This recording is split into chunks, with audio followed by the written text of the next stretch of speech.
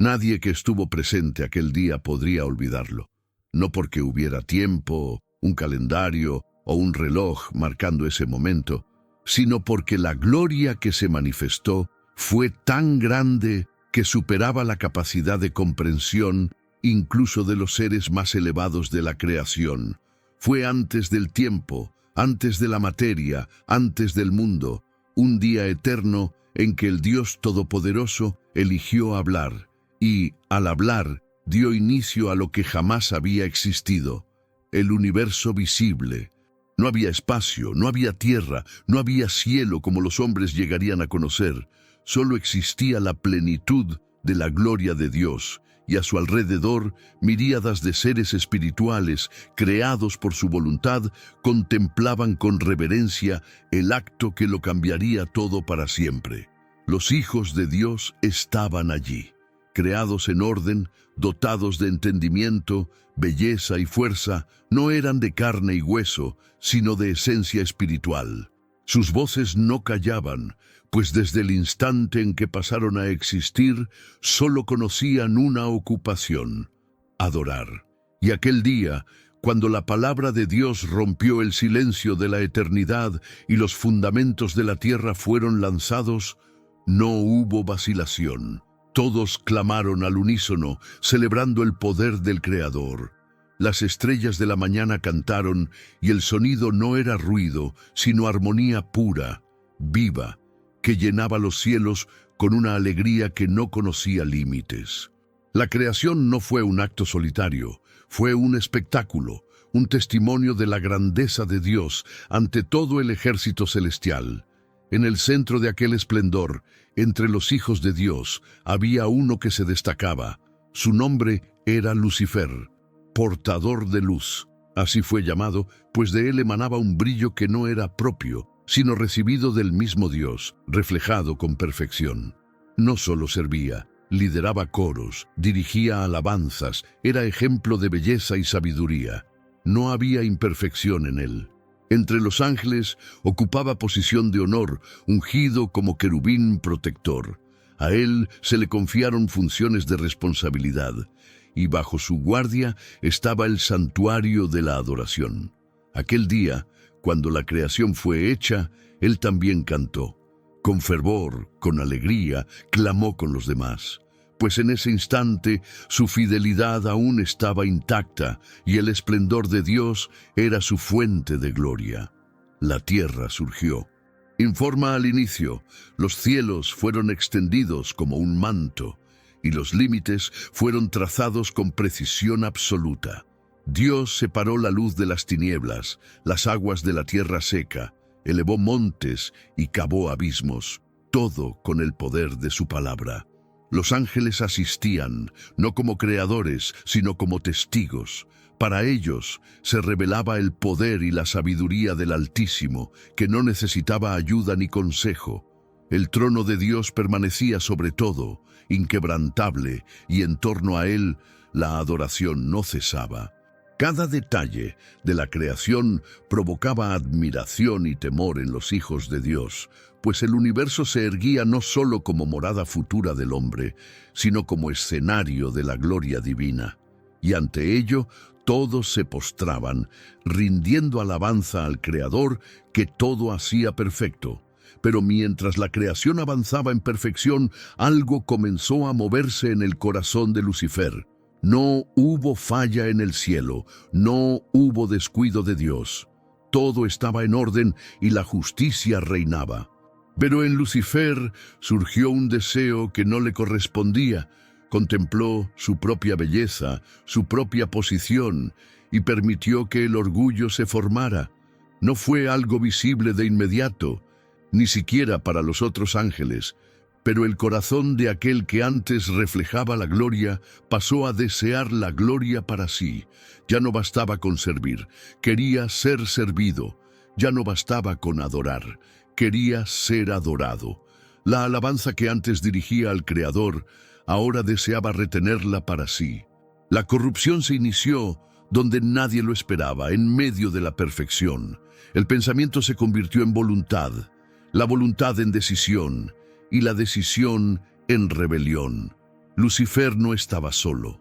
Influyó, sedujo y engañó a parte de los ángeles, seres que habían visto la gloria de Dios, pero que ahora, engañados, eligieron seguir al portador de luz. La unidad del cielo fue sacudida. El clamor de la adoración, antes puro, fue contaminado por la desobediencia. Un tercio de los hijos de Dios se alineó con Lucifer. Se alzaron contra el trono que los había creado, en un acto que desafiaba no solo el orden, sino la misma santidad. El conflicto no fue físico, sino espiritual, un choque de voluntades, la del Creador, eterna y soberana, y la de sus criaturas, frágiles, corrompidas por la ambición. El cielo, que siempre fue morada de paz, ahora era escenario de juicio. Dios no fue sorprendido. Nada escapa a su dominio. No necesita tiempo para reaccionar, pues todo está ante él como un solo momento. Cuando Lucifer se enalteció en su corazón, Dios ya conocía el fin de aquella insurrección. No hubo vacilación en su justicia. El cielo no es lugar de desorden, y ninguna rebelión permanece ante el trono del Altísimo. La sentencia fue declarada, y no había apelación. Lucifer, que antes caminaba entre las piedras de fuego, fue arrojado fuera. Su caída fue inmediata, su gloria apagada. La luz que portaba se extinguió, y la oscuridad pasó a definirlo. Los que con él se rebelaron sufrieron el mismo destino. Fueron expulsados de la presencia de Dios, arrancados de la comunión, arrojados fuera del reino de la luz. Fue el primer gran corte en la creación. La paz fue restaurada en los cielos, pero el rastro de la rebelión quedó. El universo visible, recién creado, ahora albergaba al enemigo del Creador. Satanás, el adversario, pasó a existir como opuesto de todo lo que Dios es. La armonía inicial de la creación fue herida no por error de Dios, sino por elección de las criaturas. El libre albedrío de los ángeles, don concedido por amor y dignidad, había sido usado para desafiar al mismo dador. No había retorno para los que cayeron. Su destino estaba sellado, pero Dios, incluso ante la rebelión, no abandonó su creación. El plan no fue frustrado. Al contrario, algo mayor estaba siendo revelado. La gloria del Hijo, el Verbo eterno, que desde antes de la fundación del mundo ya estaba determinado a redimir lo que el pecado intentaría corromper. En el cielo, los ángeles que permanecieron fieles no cesaban de adorar. Habían presenciado la justicia de Dios, pero también su misericordia, pues aunque la rebelión había ocurrido, la creación seguía firme, sostenida por la palabra del Señor. Los cielos declaraban su gloria, y el firmamento revelaba la obra de sus manos. Entre esos ángeles leales había temor, pero no miedo. Había reverencia, pero no duda. Sabían que Dios era justo y que su reino jamás sería sacudido. La caída de Lucifer sirvió como testimonio eterno de que nada, absolutamente nada, puede equipararse al Creador. Toda criatura es limitada, dependiente, y al alejarse de Dios, pierde todo lo que es y todo lo que tiene. Mientras los cielos se afirmaban en alabanza, Dios volvió su mirada hacia la tierra recién formada. Era tiempo de algo nuevo, algo que los mismos ángeles no podían comprender por completo. El Verbo, que estaba con Dios y era Dios, tomó la delantera de la creación. Por medio de él, todo fue hecho y sin él, nada de lo que fue hecho se hizo. El universo visible se expandía, pero el centro del propósito de Dios estaba ahora en la tierra, donde el hombre sería formado a su imagen y semejanza. Los hijos de Dios observaban con asombro, no por envidia, sino por admiración. Aquella nueva criatura hecha del polvo de la tierra recibiría el aliento de vida proveniente directamente del Creador, un ser finito, pero con la capacidad de reflejar la gloria del infinito. Los ángeles, testigos desde el principio, vieron cuando Dios formó al hombre con sus propias manos. No fue como los demás elementos de la creación hechos por la palabra. El hombre fue moldeado con cuidado, con propósito, y recibió el soplo divino. Allí, en la tierra, surgía un ser único, portador de dignidad, llamado a gobernar, a cultivar, a vivir en comunión con el Creador. Los cielos se silenciaron por un momento, en reverencia a lo que presenciaban. Dios confiaba al hombre el cuidado de la creación, le entregaba autoridad, pero también responsabilidad. Y a su lado, una compañera fue creada, para que juntos reflejaran el amor y la unidad del mismo Dios. Era un inicio glorioso, un comienzo marcado por la proximidad entre el cielo y la tierra. Pero Satanás, ahora expulsado de la gloria, vagaba con odio. La rebelión no había logrado destruir el plan de Dios, y eso lo consumía. Al ver al hombre, la imagen del Creador en la tierra trazó su nuevo objetivo. No podía vencer a Dios, pero intentaría herirlo atacando su creación. El mismo orgullo que lo derribó ahora lo impulsaba a seducir al hombre hacia la desobediencia. El Edén, jardín de la comunión, se convirtió en el escenario del próximo enfrentamiento. Los ángeles observaban, atentos. Sabían que allí, una vez más, el libre albedrío sería puesto a prueba. La elección entre la obediencia y la desobediencia, entre la vida y la muerte, no era solo del hombre, sino que simbolizaba la continuidad de un conflicto que se había iniciado en las alturas y ahora tomaba forma en la tierra. La caída del hombre ocurrió. Seducido por la mentira, el ser humano eligió seguir el mismo camino de rebelión que los ángeles caídos habían recorrido. La tierra, antes santuario de comunión, ahora se convertía en escenario de dolor, trabajo y separación. Pero a diferencia de lo que ocurrió con los ángeles que cayeron, Dios no pronunció un juicio final inmediato sobre el hombre. En cambio, reveló algo que ni los cielos comprendían por completo: un plan de redención. Aún en el Edén, se prometió que de la simiente de la mujer nacería aquel que aplastaría la cabeza de la serpiente. No era solo una esperanza, era una certeza. El Verbo eterno, el Hijo, vendría a la tierra. Él asumiría la forma del hombre, tomaría sobre sí el peso del pecado y, a través del sacrificio, restauraría la comunión rota. Los ángeles, siervos fieles, no solo asistieron, sino que participaron de ese plan. Mensajeros, guardianes, ministros de la voluntad divina, se movieron a lo largo de la historia humana, ejecutando órdenes directas del trono. Vieron ciudades levantarse y caer, vieron hombres caminar con Dios y otros alejarse, y siempre aguardaban el cumplimiento de la promesa. Cuando llegó la plenitud de los tiempos, el cielo no contuvo el júbilo. Una multitud de seres celestiales irrumpió en canto en los campos de Belén, anunciando que el Salvador había nacido. Era el cumplimiento del plan iniciado antes del tiempo. El Hijo, que estaba con Dios en la creación, ahora habitaba entre los hombres. La luz resplandecía en las tinieblas, y los ángeles sabían que el desenlace de esa historia redentora estaba más cerca. La cruz, símbolo máximo del dolor y de la victoria, se convirtió en el centro de todo.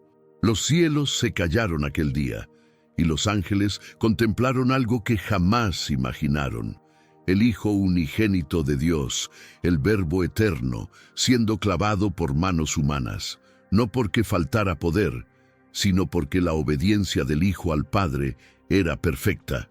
Allí, en la cruz, se estaba sellando la redención del hombre y la derrota definitiva del enemigo. Satanás, que desde la caída había buscado corromper, destruir y acusar, fue desenmascarado. El acto de mayor maldad, matar al justo, se convirtió en el medio por el cual Dios venció al mal. La cruz expuso la profundidad del amor divino y la seriedad de la justicia. No hubo intervención de los ángeles en ese momento, pues el sacrificio era necesario. El precio del pecado estaba siendo pagado. La resurrección fue el clímax de la victoria. Los ángeles descendieron al sepulcro, no para liberar al Hijo, sino para anunciar que Él ya había vencido a la muerte. El enemigo fue avergonzado. La piedra fue removida, y la tumba vacía testificaba que la vida había triunfado. Cristo resucitó, y con Él la promesa se convirtió en realidad. Todo aquel que cree en Él recibe el derecho de ser hecho hijo de Dios. Ya no solo criatura, ya no solo siervo, sino hijo, adoptado por gracia. Lo que se perdió en el Edén, y antes de eso en la rebelión de los cielos, ahora estaba siendo restaurado por un camino aún más alto. El hombre, redimido, sería heredero con Cristo. Y los ángeles, que siempre sirvieron, ahora se alegraban al ver pecadores siendo reconciliados con el Padre, viviendo para la gloria que antes solo los cielos conocían. Desde entonces, la historia de la humanidad continúa como escenario de esa redención en curso. Los hijos de Dios, ahora no solo ángeles, sino hombres y mujeres rescatados por la sangre de Cristo, viven en la tierra como testigos de esa victoria eterna. La guerra espiritual continúa. El enemigo, derrotado, aún lucha para engañar, dividir y acusar, sabiendo que su tiempo es corto. Pero los que son de Cristo permanecen firmes, no por su propia fuerza, sino por la fe en aquel que venció. Los ángeles continúan sirviendo, enviados para ministrar a aquellos que han de heredar la salvación. Ellos contemplan con reverencia la obra que Dios hace en la vida de los redimidos. La gracia, que no fue ofrecida a los ángeles caídos, fue derramada sobre los hombres, y eso llena los cielos de admiración. El apóstol Pablo escribió que la creación gime, esperando la manifestación de los hijos de Dios. Esa manifestación apunta al fin, al día en que Cristo volverá en gloria y justicia, y toda rodilla se doblará ante Él, los ángeles estarán presentes, y todo el universo será restaurado. El conflicto iniciado con la rebelión de Lucifer será concluido. Satanás y sus ángeles serán arrojados al lago de fuego, separados para siempre de la presencia de Dios. No habrá más dolor, ni lágrima, ni muerte. La comunión será perfecta, y los redimidos vivirán para siempre con el Padre. El propósito eterno será cumplido, reunir todas las cosas en Cristo, tanto las del cielo como las de la tierra, para alabanza de la gloria de Dios. Y ante el trono los cantos de adoración no cesarán. El relato de la creación, de la caída de los ángeles y de la redención no es una fábula distante, sino la base sobre la que reposa toda la realidad. Es el testimonio de que Dios reina soberano, que nada escapa de su control, y que incluso la rebelión de los ángeles y el pecado de los hombres fueron utilizados para revelar su gracia y justicia. Los ángeles que se mantuvieron fieles nunca dejaron de proclamar esa verdad. Ellos vieron la gloria de Dios en el cielo, vieron su justicia en la caída de los rebeldes y vieron su amor al entregar al Hijo. Cada acto del Creador, desde la eternidad, revela su naturaleza inmutable. Él es santo, Él es justo, Él es amor. Y toda criatura, sea en los cielos o en la tierra, debe vivir para su gloria. Hoy, los hijos de Dios formados por la fe no son solo observadores de esta historia, son participantes. Fueron llamados a vivir como adoradores, como testigos, como combatientes de la luz. El mismo conflicto que comenzó antes de la creación continúa hasta el fin de los tiempos, pero con la certeza de victoria para aquellos que están en Cristo. La adopción en Dios no es solo un título, sino una realidad que transforma. Los creyentes, al ser hechos hijos, se vuelven parte del plan eterno. Y como los ángeles que clamaron de alegría en la creación, ahora también alaban, no solo por lo que fue hecho, sino por lo que será consumado. La historia no termina en la caída, sino en la restauración total, donde el Dios eterno será todo en todos, y su gloria será plenamente manifestada. Lo que comenzó con cantos en las alturas, cuando fueron lanzados los cimientos de la tierra, tendrá su coro final con todos los redimidos unidos a los ángeles, adorando ante el trono. La primera canción, entonada por las estrellas de la mañana y por los hijos de Dios, celebró el poder del Creador. La última canción, que resonará por la eternidad, celebrará al Cordero que fue muerto y vive, al Redentor que venció. Cada nota entonada en esa celebración final llevará el peso de toda la historia, de la creación a la caída, de la cruz a la consumación. Los ángeles lo sabrán, los hombres lo sabrán, y todo el universo lo sabrá. No hubo error, no hubo derrota, solo el despliegue de un plan perfecto, en el cual la gloria de Dios brilló aún más fuerte por medio de la redención. Y hasta que ese día llegue, el llamado permanece. Todo hombre y toda mujer está invitado a entrar en esta historia, no como espectador, sino como hijo.